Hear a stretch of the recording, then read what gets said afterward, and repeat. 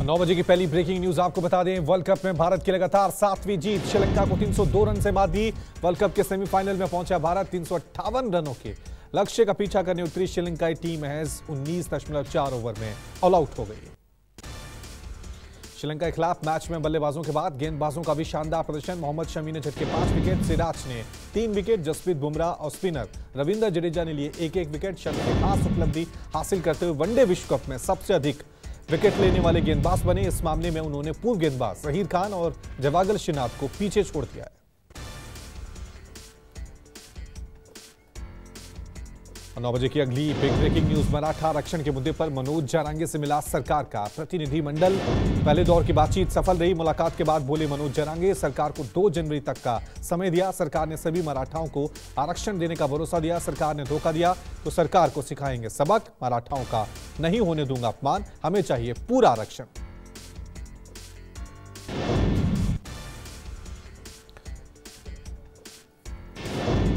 Ethics committee के साथ हुई बैठक में निजी सवाल पूछे जाने से भड़की सांसद महुआ मोइत्रा गुस्से में बैठक से निकली बाहर। गुस्साए विपक्ष ने भी बैठक का किया बायकॉट। दानिश अली बोले, चेयरमैन पूछ रहे हैं कि रात में किससे बात करती हैं, क्या बात करती हैं, ये कैसी एथिक्स कमेटी है जो अनैतिक सवाल पूछ रही है।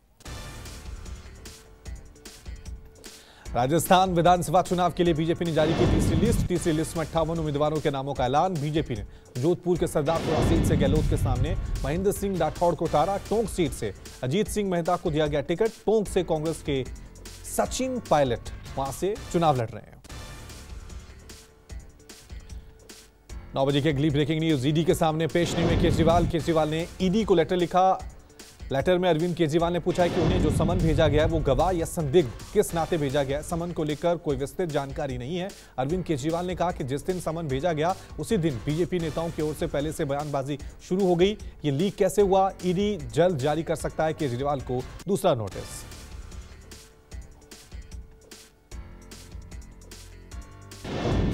दिल्ली शराब घोटाले पर आप और बीजेपी में जुबानी जंग तेज हुई। आप नेता सौरभ भारद्वाज ने कहा एजेंसियों का हो रहा है गलत इस्तेमाल। षड्यंत्र के तहत विपक्षी नेताओं को फंसा रही है बीजेपी।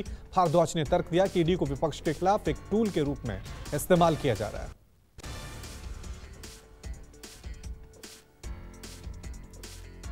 आम आदमी पार्टी के आरोपों पर बीजेपी का पलटवार। कहा अगर केजरीवाल ने कुछ नहीं किया तो ईडी की जांच से क्यों भाग रहे हैं। खुद को कट्टर ईमानदार बताने वाले केजरीवाल कट्टर बेईमान हैं।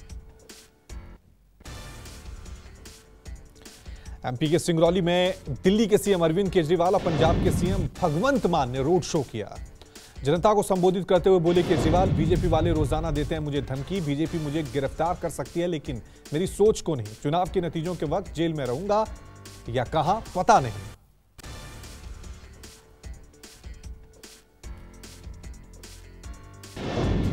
दिल्ली सरकार के खिलाफ बीजेपी का हल्ला बोल। राजघाट पर बीजेपी के नेताओं ने किया प्रदर्शन। शराब घोटाले को लेकर बीजेपी ने की अरविंद केजरीवाल के खिलाफ नारेबाजी। मनोज तिवारी, हर्षवर्धन समेत सभी बीजेपी के वरिष्ठ नेता और सांसदों ने राजघाट पर प्रदर्शन किया। बीजेपी नेताओं की मांग, केजरीवाल को गिरफ्तार करे ईडी।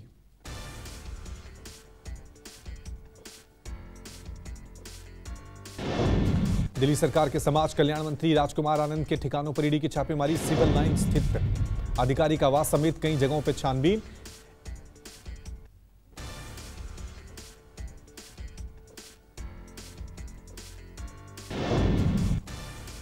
छत्तीसगढ़ के कांकेर में पीएम मोदी ने जनसभा को संबोधित किया। कहा मोदी ने हर गारंटी पूरी की। कांग्रेस और विकास में 36 का आंकड़ा, सबको सम्मान मिले ये बीजेपी की नीति। कांग्रेस राज में दशकों तक सम्मान से वंचित रहा आदिवासी समाज। पीएम ने कहा भाजपा का संकल्प छत्तीसगढ़िया पहचान को सशक्त करने का है। हर गरीब आदिवासी पिछड़े के हितों की रक्षा का है। छत्तीसगढ़ को देश के टॉप राज्यों में लाने का है। बेरोजगारी को लेकर कांग्रेस का केंद्र पे वार। कांग्रेस अध्यक्ष मल्लिकार्जुन खड़गे बोले देश में बेरोजगारी दर 10% के पार। युवा दर दर भटकने को मजबूर हो रहे हैं। ग्रेजुएट युवाओं में बेरोजगारी दर 13.4%। बीजेपी की ज्यादतियों का खामियाजा युवा भुगत रहे हैं। इंडिया गठबंधन को लेकर नीतीश का बड़ा बयान। कहा कांग्रेस का ध्यान 5 राज्यों के चुनावों पर। कांग्रेस इंडिया पर ध्यान नहीं दे रही है। कांग्रेस का इंडिया गठबंधन से कोई मतलब नहीं। हमारा काम सबको साथ लेकर चलना, एकजुट करना है। पटना के गांधी मैदान में सीएम नीतीश कुमार ने 1,20,336 शिक्षकों को बांटे नियुक्ति पत्र। पहले 5 नियुक्ति पत्र महिलाओं को दिए गए। सभी शिक्षक बीएसपी के बीपीएससी के तहत हाल ही में हुई अध्यापक परीक्षा में सफल हुए थे। 4 नवंबर से शुरू होगी शिक्षकों की ट्रेनिंग। आईआईटी बीएचयू में गन पॉइंट पर रात के 2 बजे छात्रा के कपड़े उतरवाने का मामला। हॉस्टल के बाहर 2000 से ज्यादा छात्रों ने जोरदार हंगामा किया। आरोपी युवकों पर सख्त से सख्त कार्रवाई की मांग। छात्रों के प्रोटेस्ट के चलते बंद किया गया कैंपस। इंटरनेट सेवाएं भी बंद की गई। दिल्ली में प्रदूषण का स्तर बेहद खराब। धूल की चादर में लिपटा दिल्ली एनसीआर। आंखों में जलन और सांस लेने में दिक्कत। लोगों की संख्या, इस तरह के लोगों की संख्या जिनको जलन हो रही है, ज्यादा बढ़ोतरी देखने को मिल रही है। पंजाब में पराली जलाने के मामलों में रिकॉर्ड तोड़ बढ़ोतरी दर्ज की गई। एक दिन में पराली जलाने के रिकॉर्ड 1921 मामले सामने आए। एक दिन पहले की तुलना में पराली जलाने के मामलों में 28% की बढ़ोतरी।